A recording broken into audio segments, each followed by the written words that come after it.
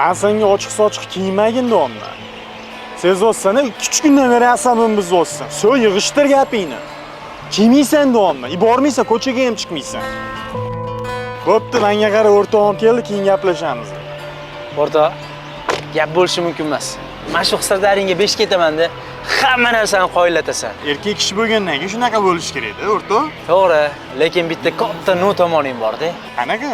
O'rtoq, men bilganim o'zi kamida yo 2 ta yo 3 ta qiz bilan sevishib uylanaman deb gaplashasan. Ha, o'rtoq, bittasi bo'lmasa, ikkinchisi bo'lmasa, uchinchisiga bari uylanaman-ku. Zapasta degan bitta savol beraman. Ertaga uylanasan.